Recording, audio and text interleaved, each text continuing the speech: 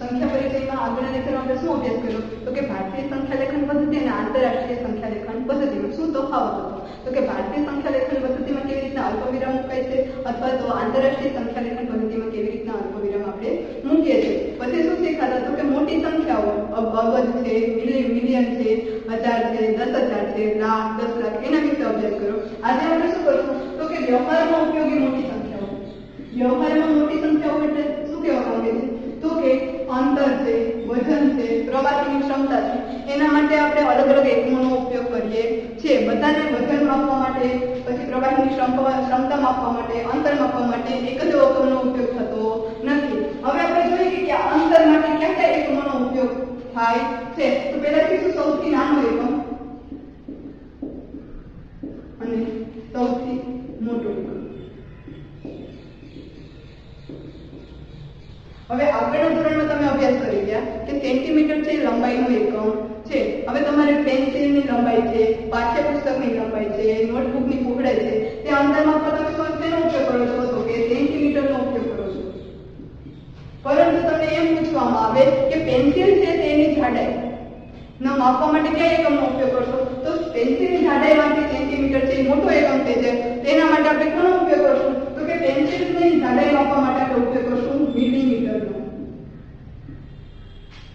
હવે મિલીમીટર પછી તો કે તમને ઓરડાનું અંતર માપવાનું કહે છે અથવા તમારા શાળાના મેદાનનું કહે છે બિલ્ડિંગનું અંતર માપવાનું કહે છે તો તમે કયા એકમનો ઉપયોગ કરશો તો કે સેન્ટીમીટર છે તેના માટે ઘણું નાનું પડે છે તો એનાથી મોટો એકમ કોણ બની જાય છે તો કે મીટર મીટરને માપવા મીટરને તેમાં કેના વડે માપવા તમારું ઓરડાનું બિલ્ડિંગ છે ઓરડાનું અંતર છે એના માપવા માટે કોનો ઉપયોગ કરો છો તો કે મીટરનો ઉપયોગ કરો છો પરંતુ તમને બે શહેરો વચ્ચેનું અંતર માપવાનું એટલે કે કોલકાતા છે દિલ્હીથી અમદાવાદ છે એ બંને શહેરો વચ્ચેનું અંતર તમે શેમાં માપો છો તો કે મીટરથી એ પણ કેવું થઈ જશે નાનું થઈ જશે તો મીટર કરતા પણ કેવો એકમ મોટો છે તો કે કિલોમીટર એટલે કે બે શહેરો વચ્ચેનું અંતર માપવા માટે તમે કયા એકમનો ઉપયોગ કરો છો તો કે કિલોમીટરનો ઉપયોગ કરો છો હવે વાત રહી વજન તો વજનનો તમે ક્યાં ઉપયોગ કરો છો એટલે કે વજન શું માપવા માટે થશે તો કે તમે બજારમાં જાઓ છો ત્યાં ઘઉં ચોખા તમારે લેવા છે તો એનો માપવા માટે તમે કોનો ઉપયોગ કરો છો તો કે એ માપ કેવા મુકાય છે તો કે કિલોગ્રામમાં મુકાય છે પરંતુ શાકભાજીમાં મરચા છે આદુ છે એના માટે કિલોગ્રામ ઉપયોગ થતો નથી એનું પ્રમાણ આપણે કેવું હોય છે ઉપયોગમાં ઓછું લેવાનું હોય છે તો એના માટે આપણે કયા એકમનો ઉપયોગ કરીએ છીએ તો કે ગ્રામનો ઉપયોગ કરીએ છીએ પણ એનાથી પણ નાનું હવે દવાની ગોળીનું વજન તમને ખબર છે દવાની ગોળીનું વજન કેમાં હોય તો કે ગ્રામમાં હોતું નથી કેમાં હોય તો કે મિલીગ્રામમાં હોય છે એટલે કે કિલોગ્રામથી પણ નાનું થઈ જશે ગ્રામ અને ગ્રામથી પણ કોણ નાનું થઈ જાય તો કે મિલીગ્રામ એના પછી પ્રવાહીની ક્ષમતા પ્રવાહીની ક્ષમતા કોને કહેવામાં આવે તો કે પાણી છે ડીઝલ છે પેટ્રોલ છે તેલ છે એ બધા માપવા માટે ગ્રામ કે કિલોગ્રામનો ઉપયોગ થતો નથી તો એના માપવા માટે આપણે કોનો ઉપયોગ કરીએ તો કે લીટરનો લીટર છે શું છે તો કે પ્રવાહીની ક્ષમતા માટેનો મોટો એકમ છે હવે તમારી દવાની શીશી છે પછી શું છે દવાની શીશી લિક્વિડ છે એ બધાને માપવા માટે કયા એકમનો ઉપયોગ લીટરમાં માપવામાં આવતું નથી તો કેવા તમે ઉપયોગ કરશો કયા એકમનો ઉપયોગ કરશો તો કે મિલીલીટરનો ઉપયોગ કરશો એટલે કે મોટો એકમ પ્રવાહીની ક્ષમતા માટે કયો થઈ ગયો છે લીટર થઈ ગયો છે જ્યારે નાનો એકમ કોણ બની જાય છે તો કે મિલીલીટર બની જાય છે હવે તમે શીખી ગયા કે અંતરનો સૌથી નાનો એકમ મિલીલીટર અને સેન્ટીમીટર છે ત્યારે સૌથી મોટો એકમ શું છે તો કે મીટર અને કિલોમીટર છે પછી વજનનો સૌથી નાનો એકમ તો કે મિલીગ્રામ અને ગ્રામમાં મુકાય છે જ્યારે મોટી વસ્તુ અથવા તો વજનવાળી હોય એને કેમાં માપવામાં આવે છે તો કે કિલોગ્રામમાં માપીએ છીએ પછી પ્રવાહીની ક્ષમતા તો કે દવાની શીશી છે લિક્વિડ છે બધા કેમાં ઉપયોગ થાય છે માપવા માટે તો કે મિલીલીટરનો ઉપયોગ થાય છે જ્યારે ડીઝલ છે પેટ્રોલ છે બધાને કેમાં માપવામાં આવે છે તો કે લીટરમાં માપવામાં આવે છે તો આપણે બધા એકમો વિશે અભ્યાસ કરીએ હવે ગ્રામ કિલોગ્રામ મિલીગ્રામ એ બધા વચ્ચે શું સંબંધ રહેલો છે એટલે કે ગ્રામ છે કિલોગ્રામ કરતા કેટલા ગણું છે અથવા તો કેટલામાં ભાગનું છે મિલીગ્રામ છે એ ગ્રામ કરતા કેટલામાં ભાગનું છે અથવા તો કેટલા ગણું છે પછી વજન માટે ઉપયોગ કર્યો તો અંતર માટે કોનો ઉપયોગ કર્યો તો આ છે વજનના એકમો છે પછી અંતરના એકમો તો કે સેન્ટીમીટર પછી મીટર કિલોમીટર અને મિલીમીટર ત્યાર પછી પ્રવાહીની ક્ષમતા માટે કયા કયા એકમો યુઝ કર્યા? તો કે પ્રવાહીની ક્ષમતા માટે લીટર અને મિલીલીટર. આ બધા વચ્ચે સંબંધ શું રહેલો છે? એટલે કે વજનના જે એકમો છે એકબીજા વચ્ચે સંબંધમાં શું રહેલા છે? તો કે 1 કિલોગ્રામ બરાબર કેટલા ગ્રામ થાય? તો કે 1 કિલોગ્રામ બરાબર 1000 ગ્રામ. એટલે કે 1 કિલોગ્રામ છે એ ગ્રામ કરતા 1000 ગણું મોટું છે, અથવા તો ગ્રામ છે એ કિલોગ્રામ કરતા 1000 ગણું નાનું છે. હવે મિલીગ્રામ અને ગ્રામ વચ્ચે શું સંબંધ છે? તો કે 1 ગ્રામ બરાબર 1000 મિલીગ્રામ. એટલે કે ગ્રામ છે એ મિલીગ્રામ કરતા 1000 ગણો મોટો છે, અથવા તો એમ કહીએ કે મિલીગ્રામ છે એ ગ્રામ કરતા 1000 ગણું નાનું છે. ત્યાર પછી અંતરના એકમો જોઈએ તો કે 1 સેમી બરાબર 10 મિલીમીટર. 1 મીટર એટલે કેટલા સેમી થાય? તો કે 1 સેમી બરાબર 10 મિલીમીટર. તો કે 1 મીટર બરાબર 100 સેન્ટીમીટર. એટલે કે મીટર છે એ સેન્ટીમીટરનું 100 ગણું છે. પછી કિલોમીટર, તો કિલોમીટર એટલે કેટલા મીટર થશે? તો કે 1000 મીટર. હવે મારે કિલોમીટરને સેન્ટીમીટરમાં ફેરવવું હોય તો કે 1 કિલોમીટર બરાબર કેટલા મીટર થાય છે?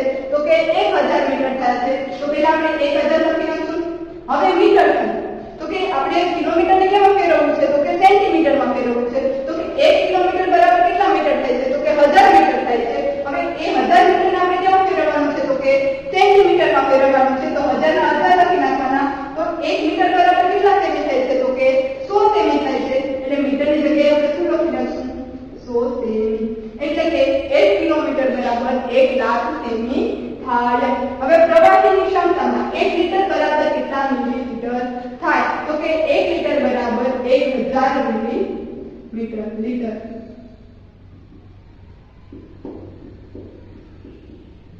એટલે કે પ્રવાહીની ક્ષમતા, વજન અને અંતરનો મોટા એકમ ક્યાં છે? તો કે વજન માટે કિલોગ્રામ મોટો એકમ છે, અંતર માટે કિલોમીટર મોટો એકમ છે, જ્યારે પ્રવાહીની ક્ષમતા માટે લીટર મોટો એકમ છે.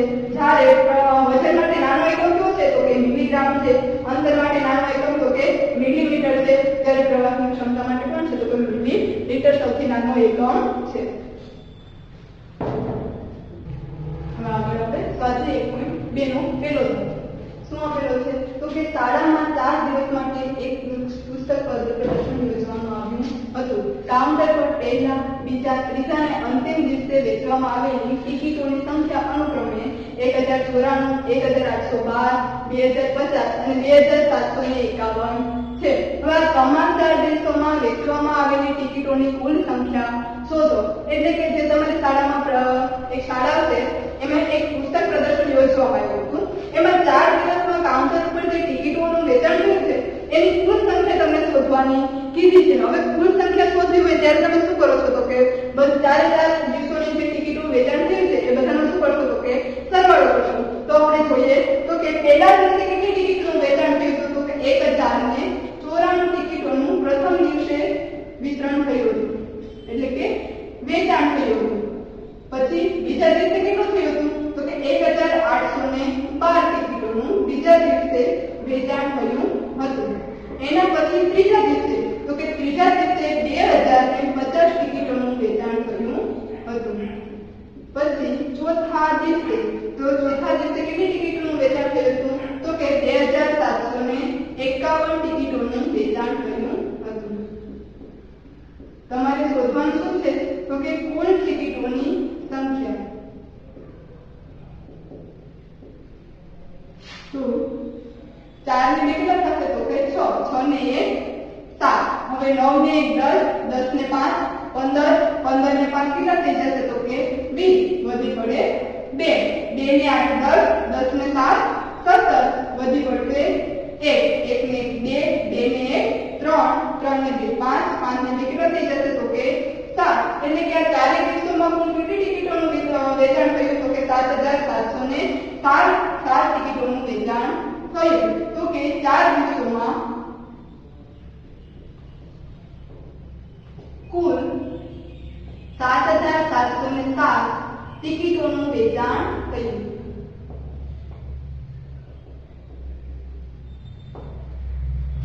આપણે બીજો પ્રશ્ન જોશું. તો બીજા પ્રશ્નમાં શું આપેલું છે? તો કે શેખર એક પ્રખ્યાત ખેલાડી છે. તેણે ટેસ્ટ મેચોમાં અત્યાર સુધી 6980 રન પૂરા કર્યા છે. હવે તે 10000 રન પૂર્ણ કરવા ઈચ્છે છે. તો એને હજી કેટલા રનની જરૂર છે? શું કહેવા માંગે છે કે શેખર છે એક પ્રખ્યાત ખેલાડી છે, જેણે અત્યાર સુધીમાં 6980 રન પૂરા કર્યા છે. એની ઈચ્છા શું છે? તો કે 10000 રન પૂરા કરવાની ઈચ્છા છે. હવે 10000 રન પૂરા કરવા માટે અત્યારે કેટલા રનની જરૂર પડે? તો કે આપણે શું કરશું? તો કે 10000 રન છે એમાંથી આપણે શું બાદ કરી નાખશું? તો કે એને જેટલા રન બનાવ્યા છે એ બાદ કરી નાખશું. એટલે આપણે શું જવાબ મળશે? તો કે એને હજી કેટલા રનની જરૂર પડશે? તો એ કુલ રન કેટલા એની ઈચ્છા છે બનાવવાની? તો કે 10000 રન કુલ રન. હવે તેને બનાવેલા રન અત્યાર સુધીમાં એને કેટલા રન બનાવેલા છે? તો કે 6980.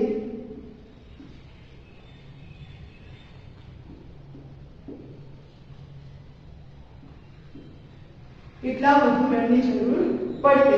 હવે 0 આપણે શું કરવાનું છે? તો કે બાદબાકી કરવાનું છે. 0 માંથી 0 જશે તો વધશે શું? તો કે 0. હવે 0 માંથી 8 જશે નહીં, 0 માંથી 9 જશે નહીં, 0 માંથી 6 જશે નહીં. તો આપણે શું કરશું? 1 પાસેથી 10 ખોલેશું. તો અહીંયા શું આવી જશે? તો કે 0 અહીંયા મૂકી દીધા, 10 પાછા અહીંયા ભાગ નહીં આવે એટલે અહીં શું મૂકી દેશું? અહીંથી પાછળ લેશો 10, અહીંયા મૂકી દેશું પાછા 10. હજી 0 માંથી 8 જશે નહીં એટલે ફરીથી આપણે શું કરશું? તો કે 10 ખોલેશું અને 8 ની ઉપર શું મૂકી દેશું? તો કે 10. હવે 10 માંથી 8 જશે તો કેટલા વધશે? તો કે 2.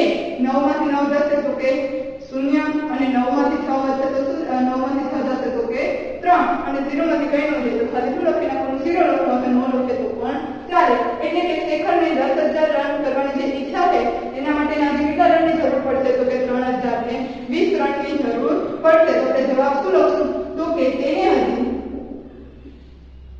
3020 વધુ રનની જરૂર પડશે. એટલે કે 10000 રન કરવા માટે શેખરને 3020 વધારાના રનની જરૂર પડશે. હવે એના પછી ત્રીજો પ્રશ્ન. એમાં શું આપેલું છે? તો કે ચૂંટણીમાં સફળ ઉમેદવારે એટલે કે ચૂંટણીમાં જે જીતો હોય ને એ ઉમેદવારે 5,77,500 મત અને તેમના નજીકના પ્રતિસ્પર્ધીએ એટલે કે એની સામે જે ઉભો હોય ને એને 3,48,700 મત મેળવ્યા હતા. હવે સફળ ઉમેદવારે કેટલા મતોની સરસાઈથી ચૂંટણી જીતી? એટલે કે બે ઉમેદવારો સામસામે ઉભા હતા, એમાં જે જીતેલો ઉમેદવાર છે ને એના 5,77,500 મત છે, જ્યારે જે પ્રતિસ્પર્ધી એટલે કે જેની સામે હારી ગયો છે એને કેટલા હતા? તો કે 3,48,700 મત મળ્યા હતા. હવે એ પ્રશ્ન શું કીધો છે? તો કે સફળ ઉમેદવારે કેટલા મતોની સરસાઈથી ચૂંટણી જીતી છે? એટલે કે સફળ ઉમેદવારે જ્યારે તેના સામેનો પ્રતિસ્પર્ધી છે એના કરતા કેટલા રન વધારે કેટલા મત વધારે મેળવ્યા છે જેને લીધે એ ચૂંટણી જીતી શક્યો છે. તો એના માટે આપણે શું કરશું? તો કે બાદબાકી કરશું. કોની કોની? તો કે સફળ ઉમેદવારે મેળવેલા મત અને જે એની સામે હારી ગયો ઉમેદવાર છે એને મેળવેલા મતોને શું કરી નાખશું? આપણે બાદબાકી કરી નાખશું. એટલે કે જે કેટલા વધારે મત છે એના દ્વારા સફળ ઉમેદવાર છે એ જીતો છે. તો કે પેલું કોનું લખશું? તો કે સફળ ઉમેદવારના મત. તો એ કેટલા હતા? તો કે 5,77,500 મત કોના હતા? તો કે સફળ ઉમેદવારે મેળવેલા મત. એમાંથી શું બાદ કરી નાખશું? તો કે એની સામે જે પ્રતિસ્પર્ધી ઉભો હતો એના મત. તો એના મત કેટલા હતા? તો કે 3,48,700 કોના હતા? તો કે પ્રતિસ્પર્ધીએ મેળવેલા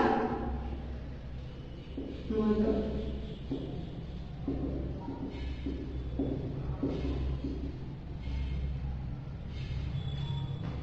શૂન્યમાંથી શૂન્ય જશે તો શું વધશે? તો કે 0. શૂન્યમાંથી શૂન્ય જશે તો કે 0. હવે 5 માંથી 7 થાય નહીં એટલે આપણે આને આગળની સંખ્યા 7 પાસેથી શું લેશું? તો કે 10. તો એટલે અહીંયા આવશે 6 અને અહીંયા શું મૂકી દેશું? 10 × 10 એટલે 10 + 5 એટલે કેટલા થઈ જશે? 15 અને 15 માંથી 7 જશે એટલે કેટલા વધશે? તો કે 8. હવે 6 માંથી પાછા 8 વધશે નહીં એટલે આપણે ફરીથી શું લેશું? તો કે 10. તો અહીંયા કેટલા આવી જશે? તો કે 6 અને અહીંયા આપણે કેટલા મૂકી દેશું? તો કે 10. હવે 10 ને 6 કેટલા થઈ જાય? તો કે 16 થઈ જાય અને 16 માંથી 8 જશે એટલે કેટલા વધશે? તો કે 8. હવે 6 માંથી 4 જશે તો કે 2. 5 માંથી 3 જશે તો કે 2.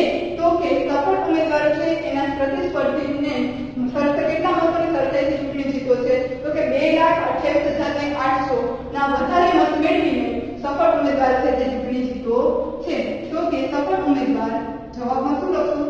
સફળ ઉમેદવાર 2,28,800 મતોની સરસાઈ એટલે કે પ્રતિસ્પર્ધી કરતા કેટલા મત વધારે મેળવ્યા છે? તો કે 2,28,800 મતોની સરસાઈથી ચૂંટણી જીતો છે.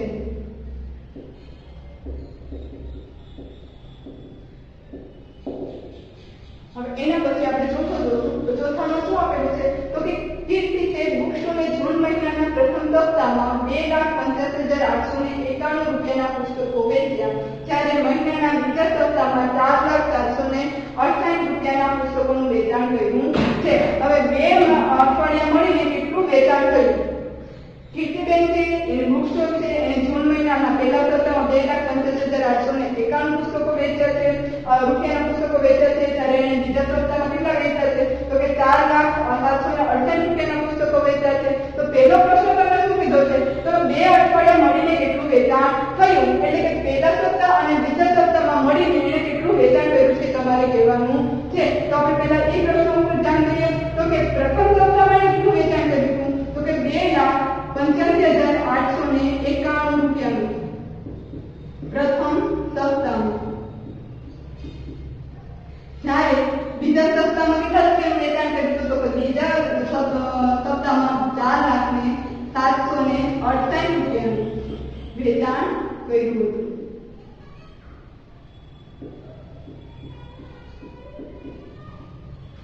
બંને સપ્તાહ મળીને કુલ કેટલું વેચાણ કર્યું? તો અહીંયા શું લખીશું? કુલ વેચાણ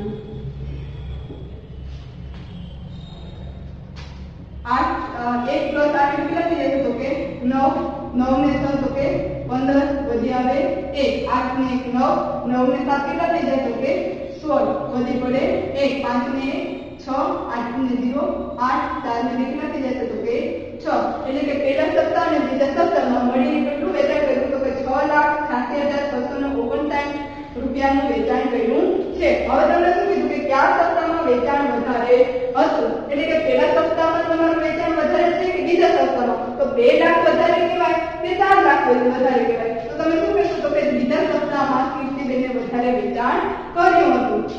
બીજા સપ્તાહમાં વધારે વેચાણ હતું. હવે ત્રીજો પ્રશ્ન એને શું પૂછ્યું કે કેટલું પૂછે ત્યારે શું કરવાનું? તો કે પહેલા સપ્તાહ અને બીજા સપ્તાહ એટલે કે બીજા સપ્તાહ કરતા પહેલા સપ્તાહમાં એને કેટલું વધારે અથવા તો કેટલું ઓછું વેચાણ કર્યું? તો આપણે વધારે કોણ હતું? તો કે બીજા સપ્તાહમાં વેચાણ વધારે કર્યું છે. તો આપણે શું કરશું? બીજા સપ્તાહમાંથી પહેલા સપ્તાહનું વેચાણ થી બાદ કરી નાખશું. એટલે કે બીજા સપ્તાહમાં કેટલું વેચાણ થયું હતું? તો કે 4,768 રૂપિયા, જ્યારે પહેલા સપ્તાહમાં કેટલું કર્યું હતું? તો કે 2,85,891 રૂપિયા. આ તમારું હતું બીજા સપ્તાહનું. ના કોનું છે? તો કે પ્રથમ સપ્તાહનું. હવે 8 માંથી 1 જશે તો શું વધશે? તો કે 7. 6 માંથી 9 જશે નહીં, એટલે આપણે અહીંયાથી શું કરશું? 10 કો લેશું. અહીંયા આવ્યા 10. હવે 10 ને 6 16. 16 માંથી 9 જશે તો કેટલા વધશે? તો કે 7. હવે 6 માંથી 8 જાય નહીં, તો આગળની સંખ્યા ઉપર આપણે શું લેશું? 10 કો. અહીંયા શૂન્ય છે તો 10 કો લેવાય નહીં. એના પછી આગળ વધશું તો ત્યાં પણ શૂન્ય છે તો 10 કો લેવાય નહીં. તો 10 કોની પાસેથી લેશું? તો કે 3 પાસેથી લેશું. તો અહીંયા આવી ગયા 3. અહીંયા શું મૂકી દેશું? પાછા 10. પાછો આપણે 10 કો લેવાનો છે તો અહીંયા મૂકી દેશું 9 અને અહીંયા પાસે કેટલા મૂકી દેશું? તો કે 10. હજી 10 કાંઈ જરૂર છે એટલે અહીંયા આપણે મૂકીશું 9. અહીંયા કેટલા મૂકી દેશું? તો કે 10. હવે 10 ને 6 કેટલા થાય? તો કે 16. 16 માંથી 8 જશે તો કેટલા વધશે? તો કે 8. હવે 9 માંથી 5 જશે તો કે 4. 9 માંથી 8 જશે તો કે 1 અને 3 માંથી 2 જશે તો 1. એટલે કે બીજા સપ્તાહમાં પહેલા સપ્તાહ કરતા કેટલું વેચાણ વધારે થયું? તો કે 1,14,877 રૂપિયાનું વેચાણ વધુ થયું છે. તો જવાબમાં તમે શું લખશો? તો કે તમને પૂછેલા પ્રશ્નો. તો પહેલો પ્રશ્ન એ શું કર્યો હતો? તો કે 2 અઠવાડિયા મળીને કેટલું વેચાણ થયું? તો પહેલા લખવાનું કે 2 અઠવાડિયા મળીને 6,86,659 રૂપિયાનું વેચાણ થયું હતું. પછી બીજો પ્રશ્ન તમે શું કર્યો છો? તો કે કયા સપ્તાહમાં વેચાણ વધારે હતું અને કેટલું? તો લખવાનું કે બીજા સપ્તાહમાં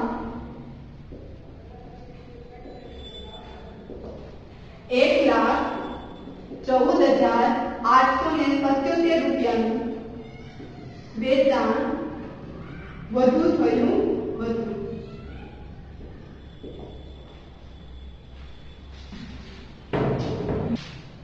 પહેલા પછી પાંચમો દાખલો તો કે 6, 2, 7, 4, 3 નો ફક્ત એક જ વખત ઉપયોગ કરીને બનતી સૌથી મોટી અને સૌથી નાની સંખ્યા વચ્ચેનો તફાવત શોધો. એટલે કે તમને જે અંકો આપેલા છે એમાંથી તમારે સૌથી મોટી સંખ્યા અને સૌથી નાની સંખ્યા બનાવવાની છે અને પછી શું કરવાનું છે તો કે તફાવત એટલે શું થાય તો કે 2 ની બાદબાકી. તો પહેલું કામ આપણે શું કરશું તો કે 6, 2, 7, 4, 3 નો ઉપયોગ કરીને સૌથી મોટી સંખ્યા બનાવશું અને પછી સૌથી નાની સંખ્યા. તો સૌથી મોટી સંખ્યા કેવી રીતના બનશે તો કે આગળના લેક્ચરમાં આપણે શીખી ગયા કે સૌથી મોટી સંખ્યા બનાવવી તો તે માટે શું કરવું તો કે તમને જે અંકો આપેલા છે એમાંથી સૌથી મોટો અંકને પહેલા લખવાનો. તો કે 6, 2, 7, 4, 3 માં સૌથી મોટો અંક કયો છે તો કે 7. એનાથી નાનો તો કે 6, પછી 4, 3 અને 2. એટલે કે તમારી સૌથી મોટી સંખ્યા આ અંકોનો ઉપયોગ કરીને શું બની ગઈ તો કે 76,432.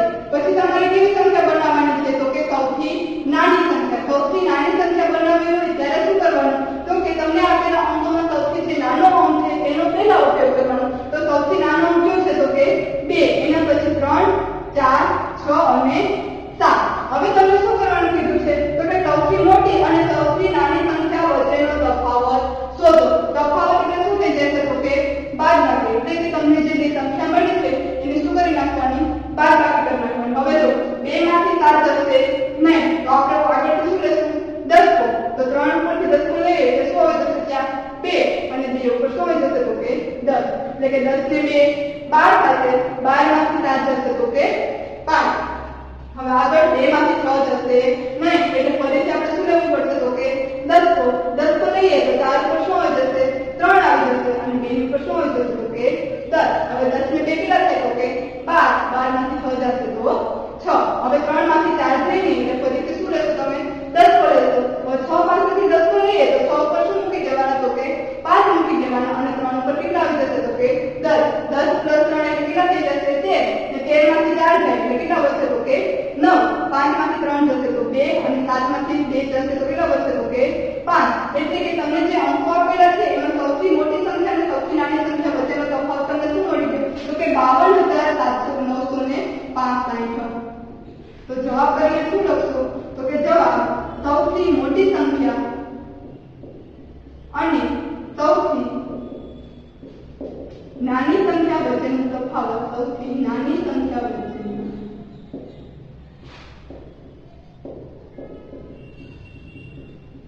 52,965 થાય છે. હવે ત્યાર પછીનો દાખલો જોઈએ તો કે શું આપેલું છે એક મશીન છે એ એક દિવસમાં સરેરાશ 2,825 સ્ક્રૂનું ઉત્પાદન કરે છે. તો જાન્યુઆરી 2006 માં કેટલા સ્ક્રૂનું ઉત્પાદન થયું હશે. એટલે કે એક મશીન છે એ એક દિવસમાં તમે જે સરેરાશ સ્ક્રૂનું ઉત્પાદન કરે છે એનું તમે મૂલ્ય આપી દીધેલું છે. એને શું પ્રશ્ન કર્યો છે કે જાન્યુઆરી મહિનો છે. જાન્યુઆરી મહિનામાં કેટલા દિવસો હોય તો કે જાન્યુઆરી મહિનામાં હોય છે 31 દિવસ.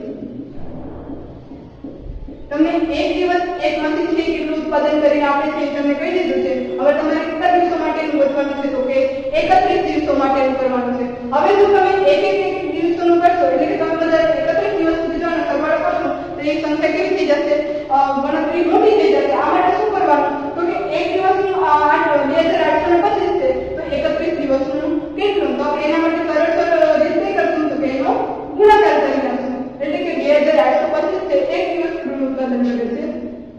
તો આપણે જાન્યુઆરી 2006 એટલે કે જાન્યુઆરી મહિના કેટલા દિવસો હોય તો કે 31 દિવસો હોય. એટલે કે 2,825 ને કેટલા કરી નાખવાના તો કે 31 કરી નાખવાના. હવે બે સંખ્યા છે એટલે પહેલા શું મૂકી દઈશું આપણે શૂન્ય મૂકી દઈશું. 5 ને 15 વધી પડે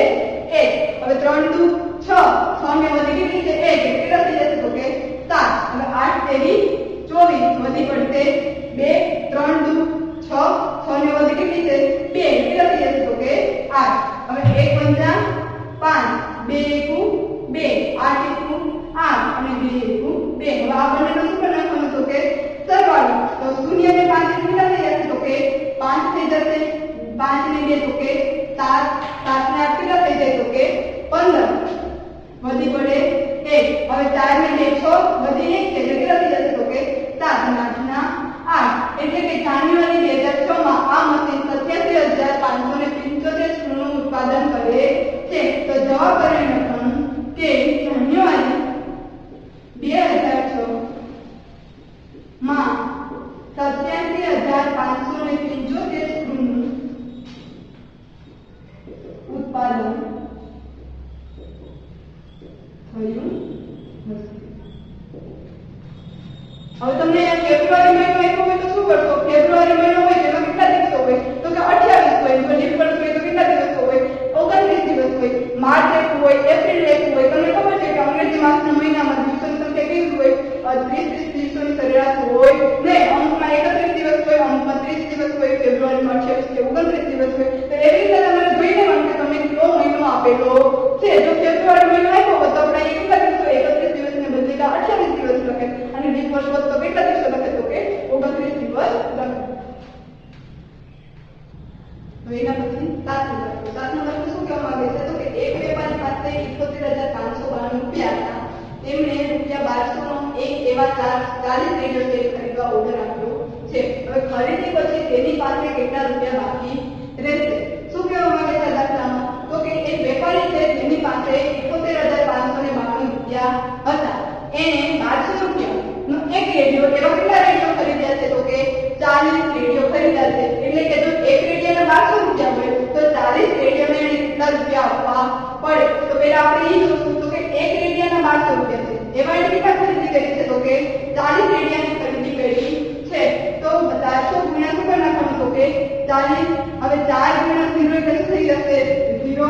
4 ગુણ્યા 0 એટલે 0. 4 ગુણ્યા 8, 4 એકુ 4. હવે કોઈ પણ સંખ્યાને તમને ખબર છે કે શૂન્ય વડે ગુણવામાં આવે તો જવાબ હંમેશા શું મળે છે? તો કે શૂન્ય મળે છે. એટલે કે શૂન્યને તમે 10 વડે ગુણો, શૂન્યને 2 વડે ગુણો, તો શૂન્યને 1 વડે ગુણો, હંમેશા જવાબ તમને શું મળે છે? તો કે શૂન્ય જ મળે છે. એટલે કે 0 ઉપર 0 ગુણ્યા 0 પ્લસ 0 એટલે શું થઈ જશે? 0 0 પ્લસ 0 0 પ્લસ 0 8 પ્લસ 0 એટલે 8 અને 4 ને શું વધશે? 4. એટલે કે એને કેટલા રૂપિયાના રેડિયો ખરીદ્યા છે? તો કે 48,000 રૂપિયાના રેડિયો ખરીદ્યા છે. પછી એનો પ્રશ્ન શું કર્યો છે? તો કે ખરીદી પછી તેની પાસે કેટલા રૂપિયા બાકી રહ્યા હશે? તો એની પાસે કેટલા રૂપિયા હતા? તો કે 71,592 રૂપિયા હતા. જ્યારે એને ખરીદી કેટલા રૂપિયાની કરી છે? તો કે 48,000 ની ખરીદી કરેલી છે. આપણે શું કરી નાખશું? એની બાદબાકી કરી નાખશું. તો આ શું હતું? રૂપિયા હતા. પછી આ ખરીદી કરી. અહીંયા શું હશે? બાકી રહેલ રૂપિયા. હવે 2 માંથી શૂન્ય જશે તો 2, 9 માંથી શૂન્ય જશે તો 9, 5 માંથી શૂન્ય જશે તો 5, 8 માંથી 8 જશે તો 0, 7 માંથી 4 જશે તો શું વધશે? તો કે 3. તો હવે એક વેપારી પાસે 30,592 રૂપિયા બાકી રહેલ છે. તો જવાબ કરીને શું લખશો? તો કે જવાબ ખરીદી પછી તેની પાસે 30,592 રૂપિયા બાકી રહ્યા હશે.